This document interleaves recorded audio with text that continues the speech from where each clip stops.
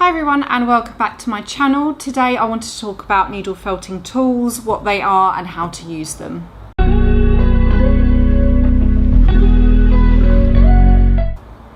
So we'll start off with the basics and what you'll definitely need to start with needle felting. So here you'll need a brush mat. Now this is to pop your wool on top of, to hold it in place so that you can just stab on top there. And it's also to stop the needle from breaking, because if you're putting a needle on a hard surface here, it's going to snap the end of the needle. So you want something just to buffer the needle a little bit, and these are really good to do that.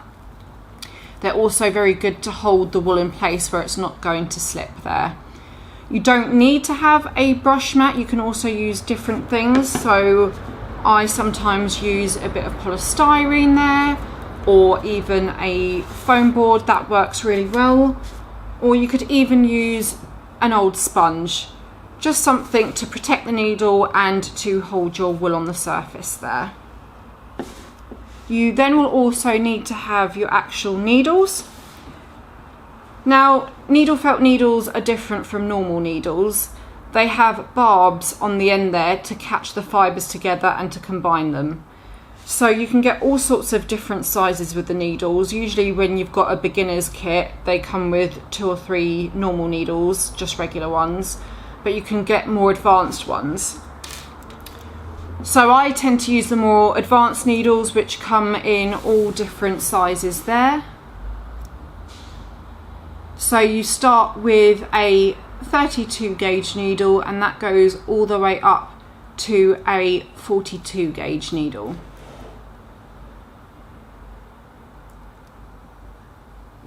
So a 32 gauge needle is when you're just starting off your piece, or if you're working on bigger pieces, this can quickly get through the fibres and just combine them together because the needle is a bit more coarse.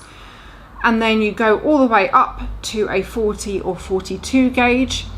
Now these ones are for more finer details and for sort of finishing up, making it nice and smooth. So the difference in those is the 32 gauge needle. So this one is longer, it's also thicker, and it has more pronounced barbs on them. The 42 gauge needle is shorter, which you may be able to see there, and it has less pronounced barbs, and it's also thinner than the 32 gauge needle there.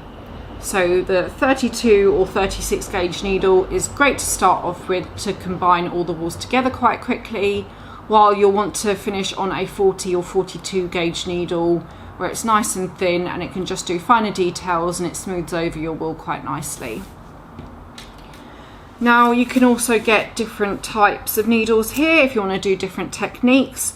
So you can get a spiral needle, a star needle, or a reverse needle. So it all depends on the different technique that you want to use.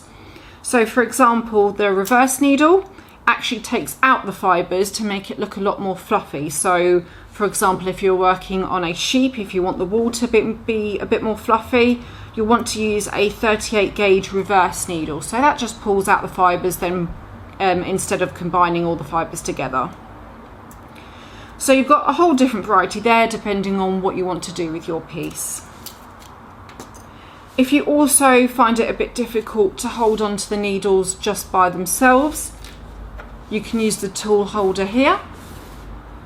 So that's just a lot easier to be able to hold it to stab into. You just pop in your needle at the end there, hold that, and you can just stab into your piece there. Just makes it nice and easy.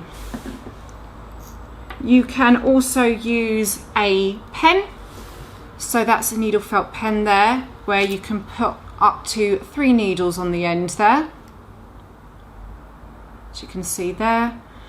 So if you want 3 needles, again, that's just going to make it much quicker to get through your piece if you're just starting out and combining the fibres together, all the way back down to a single needle, which is better for finer details. And again, this is much easier to hold than just the needle on its own. It's also quite useful to have a multi-tool. So this can have up to 5 needles on the end there, and that just gets through your piece a lot quicker than a single needle would. So if you're starting out or you want to do it quite quickly, this multi-tool is really handy to have. It's also good to make sure that you're having the plastic up at the top there just to protect the needles and to protect your fingers as well. Another tool that's useful to have, it's optional but it's actually quite useful to have, is a brush tool. So there, as you can see, it's got the comb at the end there and a brush on the end of that side. So this is just used to clean your piece. So with your brush mat here, you can be left with quite a lot of loose fibres in on there, and it's quite difficult to get them all out. So you literally can just get your brush tool and comb it through there.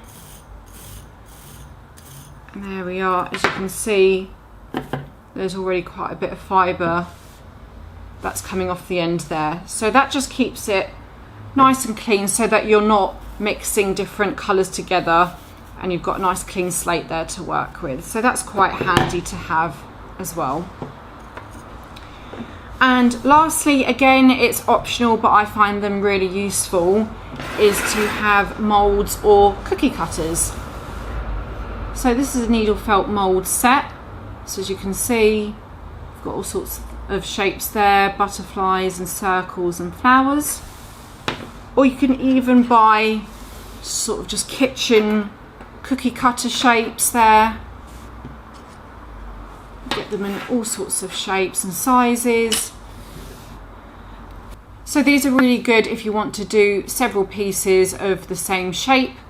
You can literally get them all the same size and same thickness, especially if you want to do a garland where you want them exactly the same all the way along. I find that the cookie cutters are great for that. So they're really good also if you want to do any seasonal work. So you can get Easter egg shapes or stars or even Christmas tree shapes.